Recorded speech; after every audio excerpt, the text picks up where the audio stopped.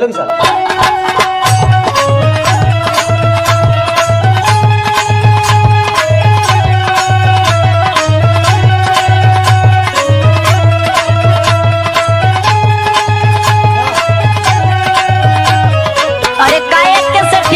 अरे काहे मुंह गिरवले वाला मर्दे, हालचाल ठीक बा ना? अरे का बताई मर्दवा, जैसन सोचले रहली भाई वैसन मेहरारू ना मिलल। कैसन मिल गई मेहरारू मर्दे? अरे भाई हम देखले रहली सपना में कि हमके बहुत सुंदर मेहरारू मिली, और जवन मेहरारू आयल बिया कि अन्हारे जाती है तब भाई पते न लगत या हमार मेहरारू हो कि कोनो दूसर बिया। का भइल, ऐसन का दिक्कत हो गई? अरे मर्दे एकदम छछुंदर मेहरारू मिलल है। ते काम कर ना, ओके छोड़, तलाक लाख दे के दूसरा शादी कैले। ठीक कहत बे मर्दे, सही कहले है। अब हमके यह करे के चाहिए। अरे मोरी माई रे माई के भगवती माई ले जा, कुल दोस्त ऐसा ना हो ना घर फोरे वाला। रोज तो हम सुनत रहनी, आज देखू लेनी कि तू कैसन हो। करिए मर्दे, हाई बड़की माई काहे बोलत है रे? चुप चुप चुप चुप चुप सार काली नहीं बड़की माई नहीं रही है, हमार मेहरारूआ। अरे सारे नहीं तो ये तोहार मेहरारू मर्दबा, अरे सारी ये तनी करिया। अरे कैसे ठीक, हम जाने तानी कि तू कितना शरीफ हुआ, कितना पानी में होगा। तनी ही बतावा, जब ये देखे गला ना तो कान कर फुटल रहा। नहीं भौजी, तू बहुत बढ़िया कहत हूँ। ए भाई बताओ का दिक्कत है तुके? हाँ पूछा पूछा।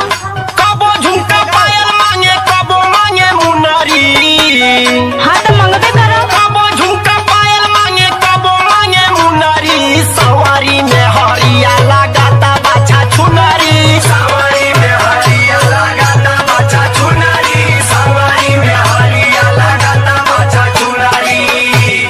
ढेर बतियाई बात मारबे बे मुसर से। ये तो बहुत मन बढ़िया भाई। ढेर बतियाई बात मारबे बे मुसर से। भाग रे दही जरा बियाह करब दूसर से। भाग रे दही जरा बियाह करब दूसर से। भाग रे दही जरा बियाह करब दूसर से।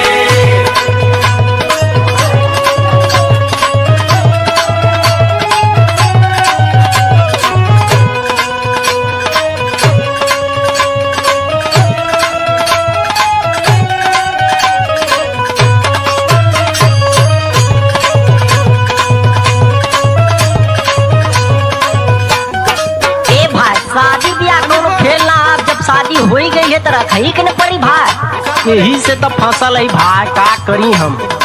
ढेर बोलत हुआ, अब पे बतावत है तुमके। दियाई दिहाती बाकी बने ले सहरिया। बने ले सहरिया हो, बने ले सहरिया।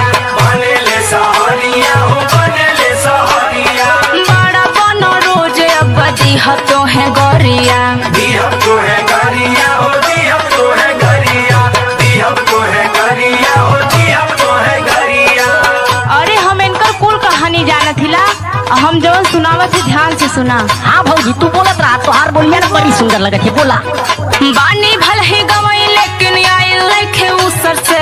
हाँ हमके कुल पता। बानी भल ही गवई लेकिन आई लेखे उसर से। भगर दोही जरा बियाह करब दूसर से।